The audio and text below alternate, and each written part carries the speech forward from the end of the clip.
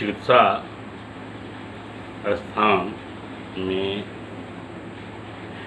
रसायन और वाजीकरण अर्थात स्वास्थ्य औजस्कर अध्याय की चर्चा हो गई थी। अब रोग की चर्चा होनी है और रोग की तरफ बढ़ते हुए रोगों में प्रधान ज्वर को माना गया है। इसलिए माना गया है कि देहेन्द्रियम मनस्तापः इत्यादि हेतु गर्भ ज्वर प्रधानत्वे विशेषणम। व्युत्पत्ति जो इसकी होती है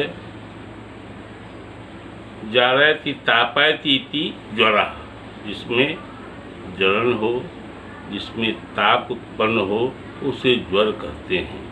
यह पित्त प्रधान व्याधि है और सबसे पहले उत्पन्न होती है। आप लोग तो कुछ अन्य विज्ञानों को भी पढ़ते हैं, जानकारी रखते हैं। उसमें आपने ये देखा है कि किसी भी तरह की फिजियोलॉजी जब बॉडी की बदलती है तो पहले ज्वर उत्पन्न हो जाता है। इसी को आधार हमारे आचार्य ने भी माना और इस अग्निवेश तंत्र में जिसकी चर्चा की गई है और सबसे पहले चर्चा की गई है। साथ ही रोगाणाम ज्वरः प्रधानम उक्ता, रोग में ज्वर को प्रधान माना गया है। साथ ही आपको यह अवश्य समझ लेना है ज्वरो विकारो रोगश्च, इस लाइन से इंगित करते हुए आचार्य ने कहा, अंततः स्वीकार कर लिया है कि ज्वर एक व्याधि है, ज्वर एक उपद्रव भी है, ज्वर एक व्याधि लक्षण भी है। आचार्य का मत है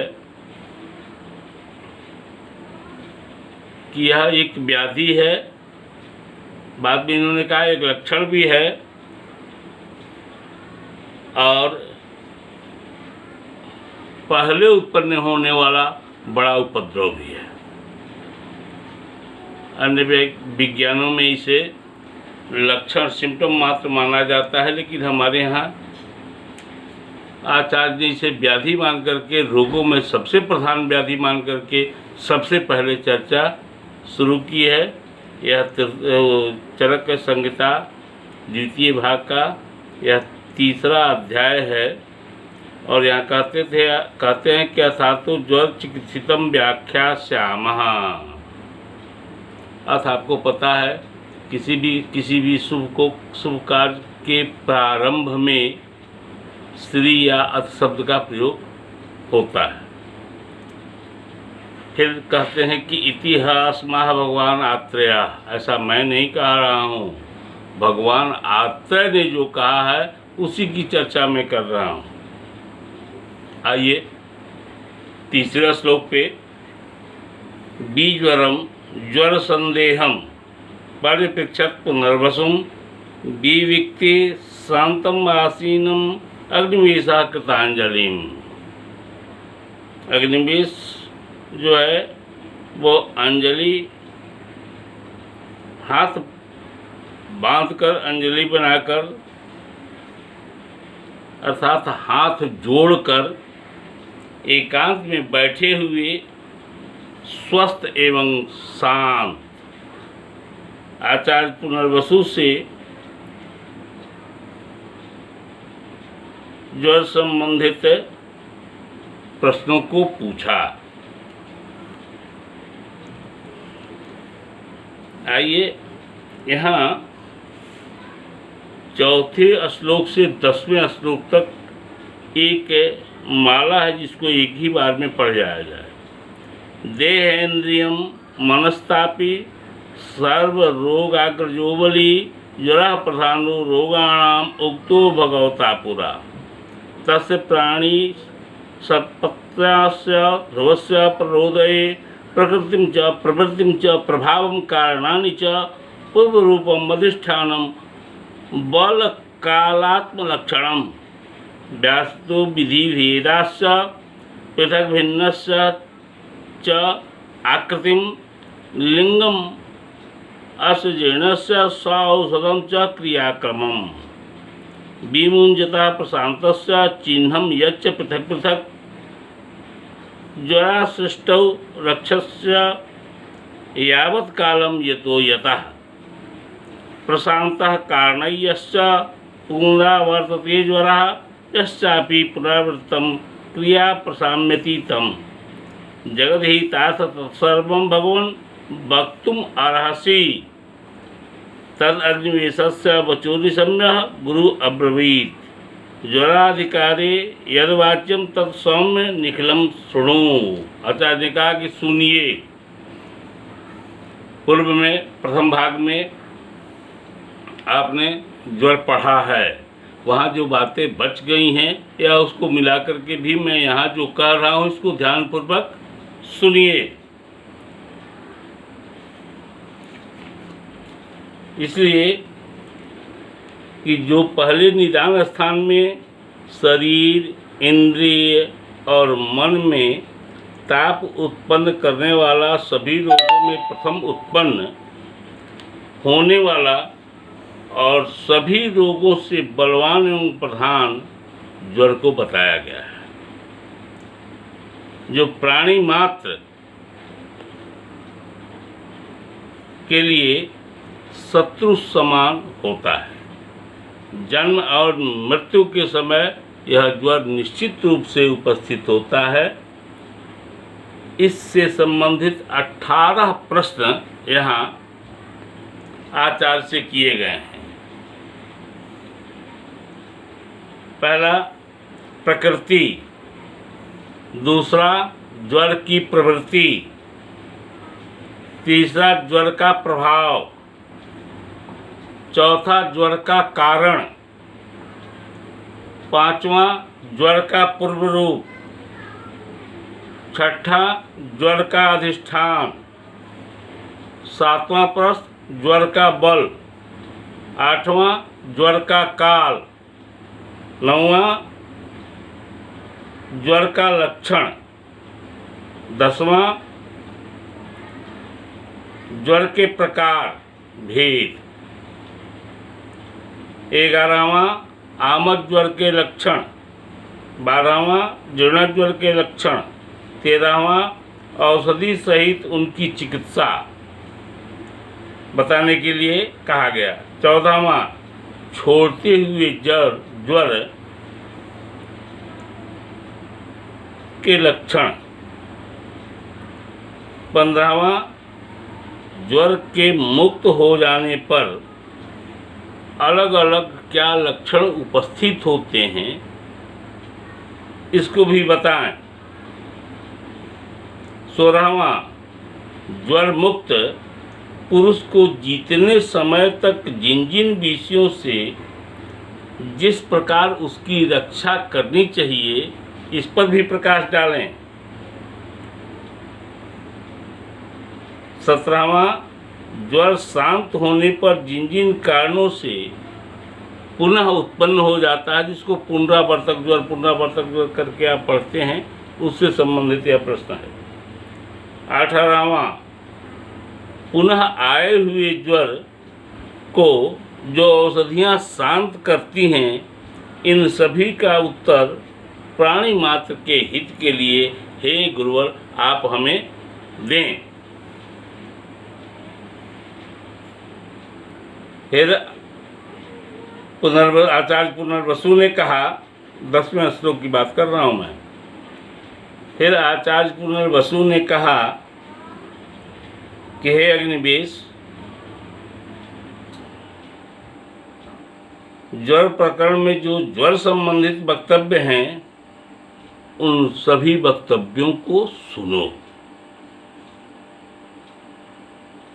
11वां श्लोक देखिए, ज्वरो विकारो रोगश्च व्याधिर आतंक एवच एक अर्थो नाम पर्यायी विविधैर अभिधीयते। ज्वर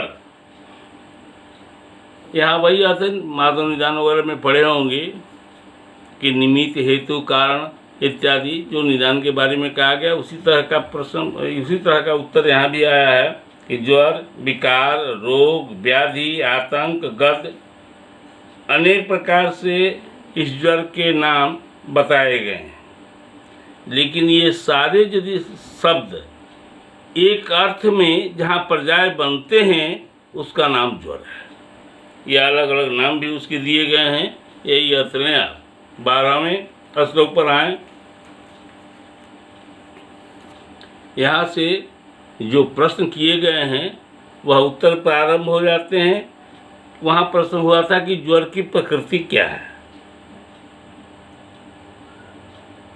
तस्य प्रकृति उदिष्टा दोषः शरीर मानसा देहिनम न हृदयो निर्दोषम ज्वर समुपसेवते।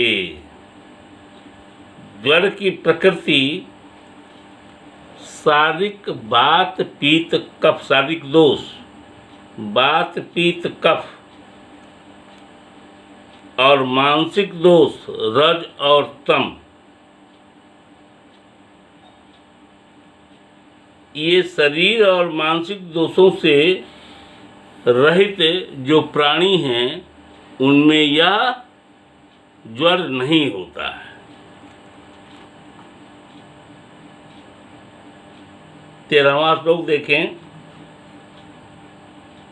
क्षयस्य तमोज्वरा पापमां मृत्युश्चौक्ता यमात्मका पंचत्व प्रत्ययान्नाम क्लिश्यतां स्वेन कर्मणा इत्यस्य प्रकृति प्रोक्ता।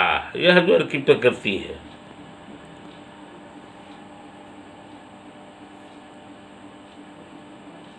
ज्वर की प्रकृति के बाद यह ज्वर का स्वभाव है। क्षय, तम, ज्वर, पापमा, मृत्यु, यह सब यमराज के रूप का नाम है।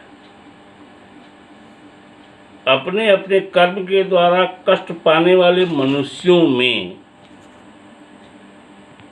मृत्यु के कारण होने से इन्हें यम रूप कहा जाता है। इस प्रकार यह ज्वर की प्रकृति कही गई है।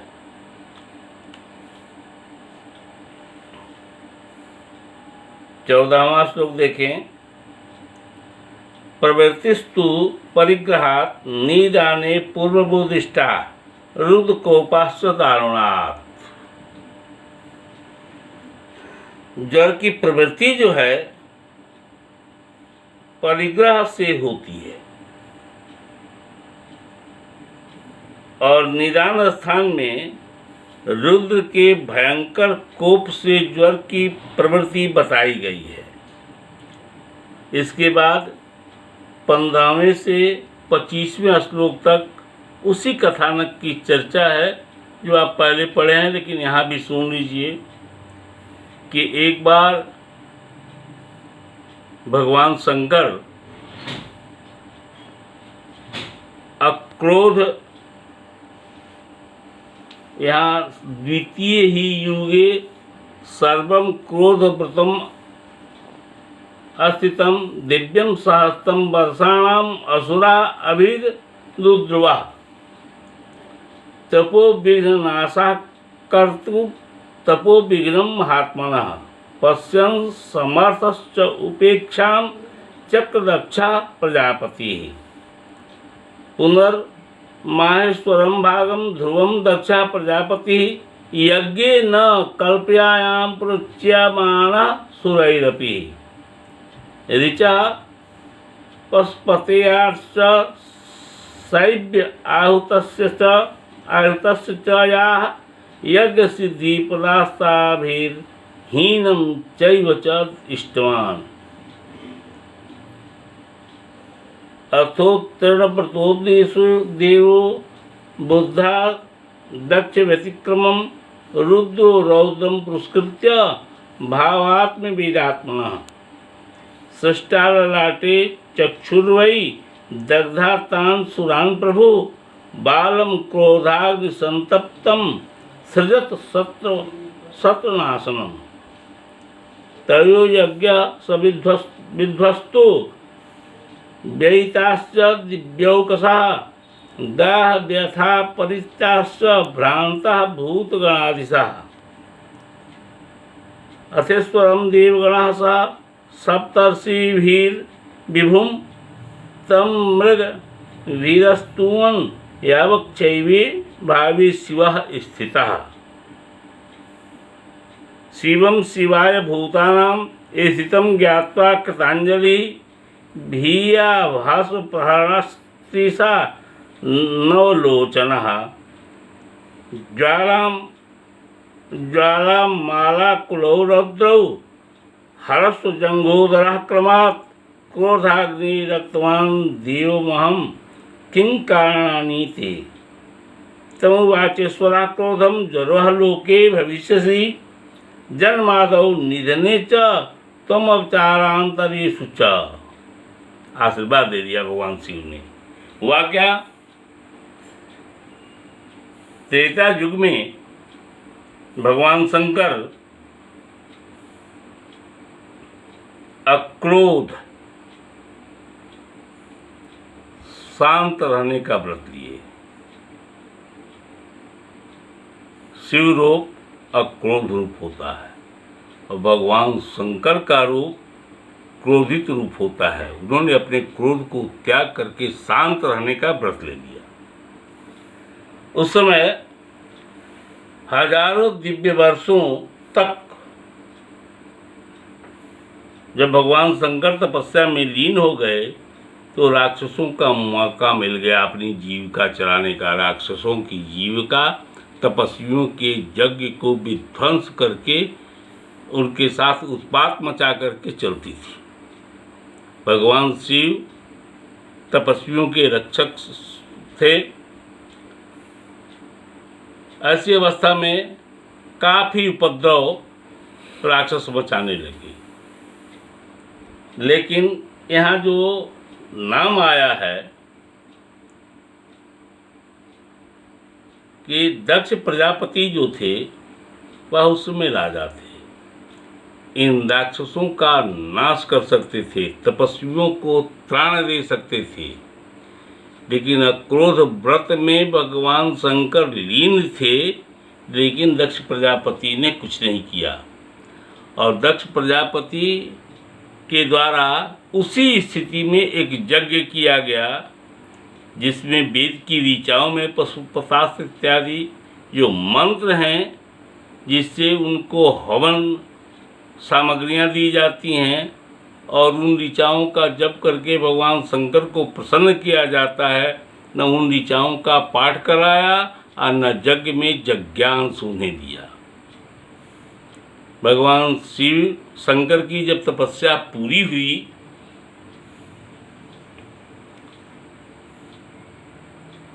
तो वो इस व्यवहार से काफ़ी क्रोधित हो गए और उन्होंने देखा कि तपस्वियों की स्थिति बड़ी खराब है। ऐसी अवस्था में उन्हें काफ़ी क्रोध हो गया और उस क्रोध में अपने त्रिनेत्र को उन्होंने खोल दिया। और त्रिनेत्र खोलने के बाद राक्षसों का नाश होना प्रारंभ हुआ और उसी यज्ञांश जो दक्ष प्रजापति के द्वारा किया गया था उसी यज्ञ से एक वीरभद्र रूपी बालक की उत्पत्ति हुई जो अनेक प्रकार के ज्वालाओं के माला पहने हुए और उसे आदेशित हो गया कि जितने विघ्न उपस्थित हो रहे हैं उन्हें तुम शांत कर दो। जिससे राक्षस और देवताओं दोनों में खलबंडली मच गई। यह जो वीरभद्र थे इनके स्वरूप की भी चर्चा है कि हरस्व जंघोदरा, छोटा छोटा पैर और जंघा और पेट छोटा ही हरस्व,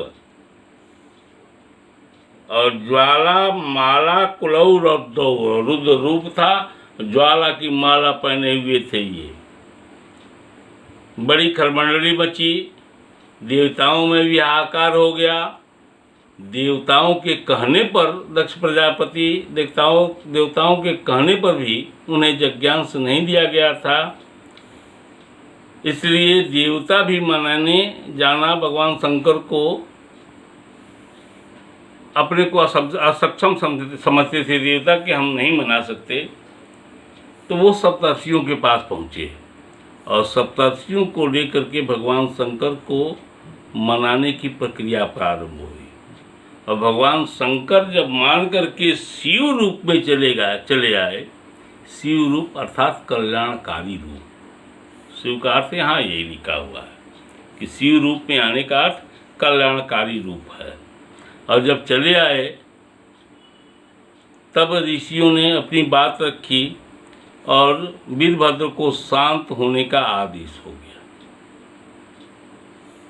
वीरभद्र आए हैं, फिर पूछे हैं कि महाराज अब मेरा क्या कार्य है, मुझे आदेश दें। तो भगवान शंकर ने कहा, लास्ट लाइन ये देखिए, जन्मादौ निधने च तुम अवचारांतरेषु च। ऐसे व्यक्ति जो उत्पन्न हो रहे हैं, जिनका जन्म हो रहा है और जो मर रहे हैं, इन दोनों अवस्थाओं में शरीर में तुम उपस्थित होगे, उनके शरीर में उपस्थित होगे। साथ ही जो मिथ्या आहार और व्यवहार जिनका है, उनके शरीर में भी तुम उपस्थित हो जाओगे। ऐसा वीरभद्र को काम दे दिया उन्होंने। और यही वीरभद्र ज्वर के रूप में प्राणियों में उत्पन्न होते हैं। यही पौराणिक कथा ज्वर की है। आइए आगे 26वें श्लोक को देखते हैं।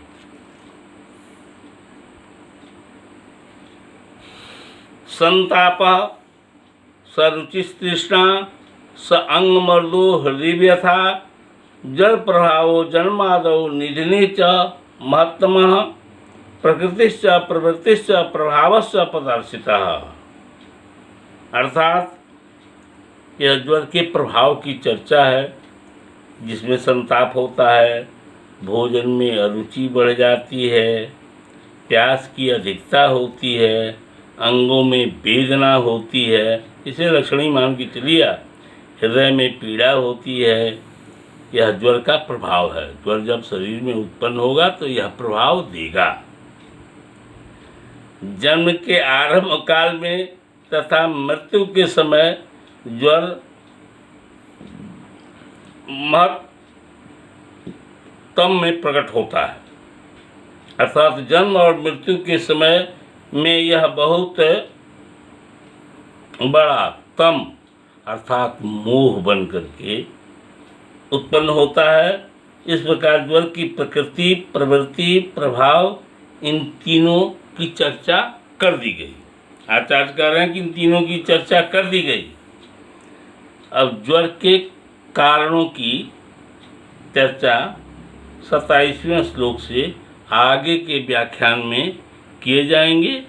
धन्यवाद।